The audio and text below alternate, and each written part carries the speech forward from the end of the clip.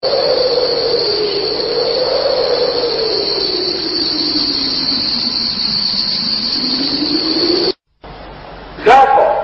I think this is the time to say, La ilaha illallah. There is no God. Il n'est d'autre Dieu que Dieu, et Mohammed est son prophète. Rasulullah. Muhammad is messenger of Allah. Il proclame sa conversion en prononçant la Shahada. C'était lors du 8e congrès médical saoudien à Riyad. Il s'agit du professeur Tajata Tajason, chef du service de chirurgie et d'embryologie à l'université de Chiang Mai en Thaïlande et actuellement doyen de la faculté de médecine à la même université. Le contact avec le professeur Tajata Tajason remonte à l'époque où on l'a entretenu sur un certain nombre de versets et de hadiths du prophète relatifs à son domaine de spécialisation. Il a bien voulu y répondre. Précisons que les livres sacrés du bouddhisme chez eux comportaient des descriptions précises sur les phases de l'embryon.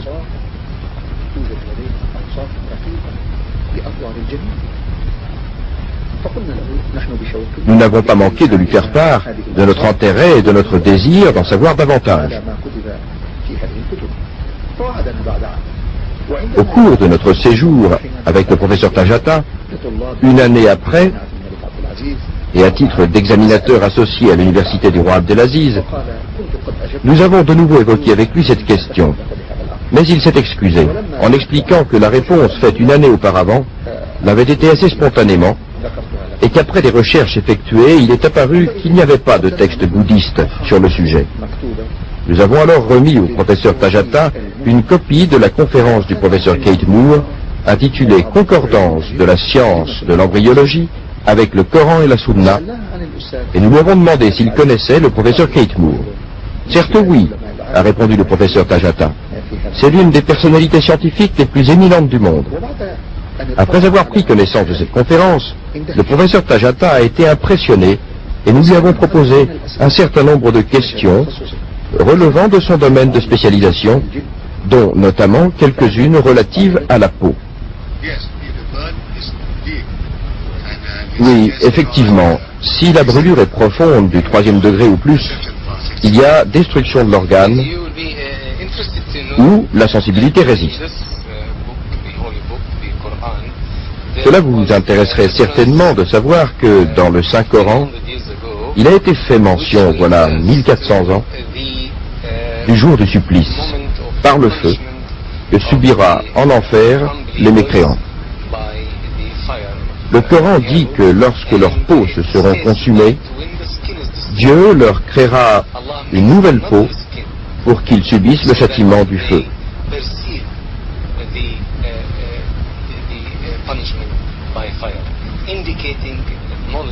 Ceci démontre une connaissance des terminaisons nerveuses de la peau.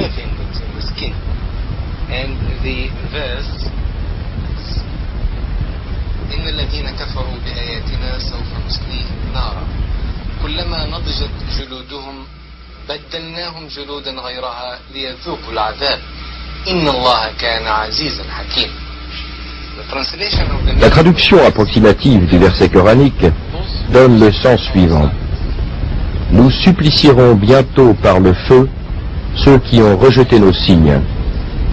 Lorsque leur peau consumée se détachera en lambeaux, une autre intacte viendra prendre sa place pour qu'ils subissent enfin leur tourment. Dieu exerce la toute-puissance, il est la sagesse même. Êtes-vous d'accord pour dire qu'il s'agit là d'une notion qui évoque l'importance des terminaisons nerveuses dans la peau en matière de sensibilité il y a 1400 ans?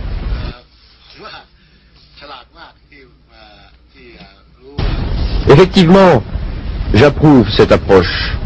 Il s'agit bien d'une connaissance de la sensibilité évoquée il y a très longtemps de cela. Parce qu'il est dit que celui qui commet un péché et qui subit le supplice du feu, qui consume sa peau, Dieu lui créera une nouvelle peau. Que que sa souffrance se renouvellera une nouvelle fois. Cela signifie, il était connu voilà 1400 ans,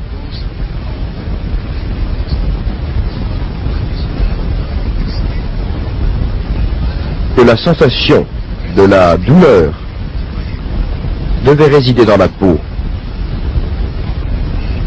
Et c'est pourquoi il est nécessaire de la créer une nouvelle fois.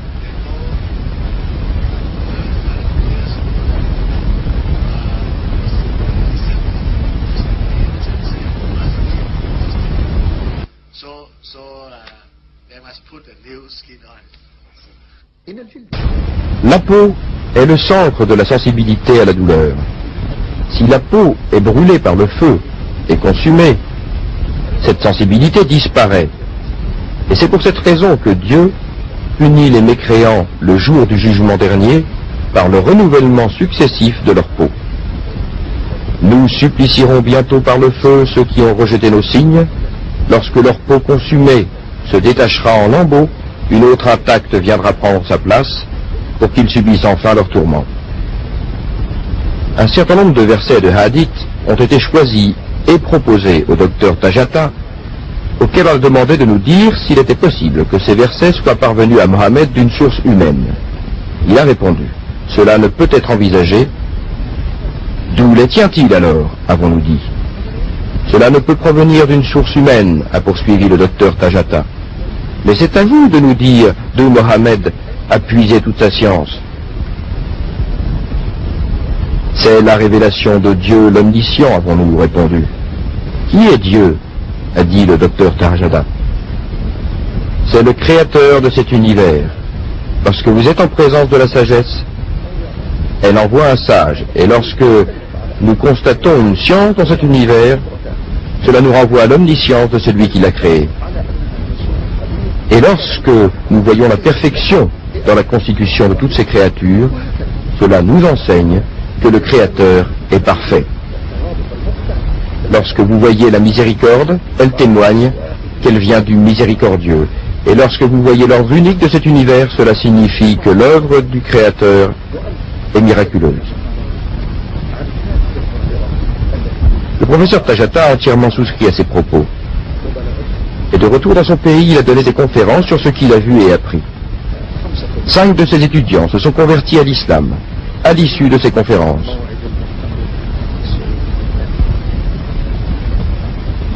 À l'occasion du 8e congrès médical saoudien, auquel il a été invité, le professeur Tajasson a suivi avec attention, durant 4 jours, et dans la grande salle réservée au thème du miracle médical dans le Coran et la Sunna, les interventions de bon nombre de professeurs musulmans et non musulmans qui ont abordé le phénomène du miracle scientifique dans le Coran et la Sunna. À l'issue de ces séances, le docteur a pris la parole. Au cours de ces 2-3 dernières années, je me suis intéressé au Coran que le Cheikh Abdelmajid Zerbani a eu l'amabilité de me donner l'an passé. J'ai à mon tour donné au professeur Chainbourg des conférences de Cheikh Zerdani.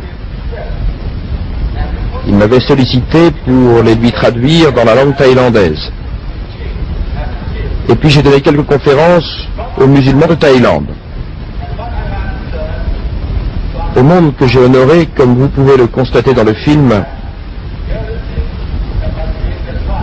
j'ai présenté mes études et je suis convaincu que tout ce qui a été dit dans le Coran il y a 1400 ans ne peut être qu'exact et peut être prouvé par les moyens scientifiques. Car le prophète, paix et bénédiction sur lui, ne savait ni lire ni écrire. Il est donc évident que nous sommes en présence d'un messager venu avec cette vérité qui lui a été communiquée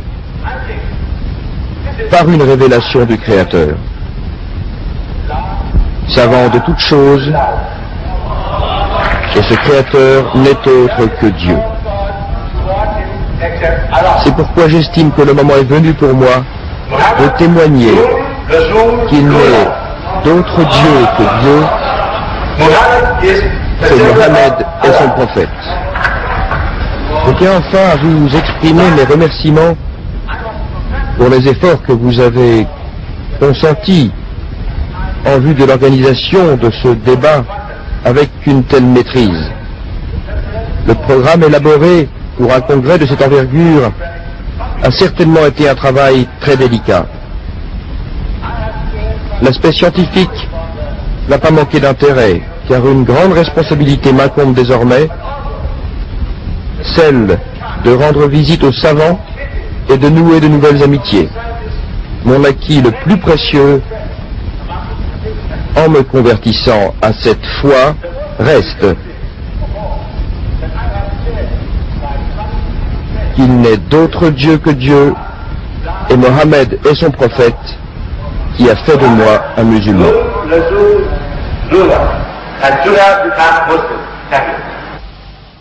وصدق الله القائل وقل الحمد لله سيريكم آياته فتعرفونها. بسم الله الرحمن الرحيم. ويرى الذين أوتوا العلم الذي أنزل إليك من ربك هو الحق ويهدي إلى صراط العزيز الحميد. صدق الله العظيم.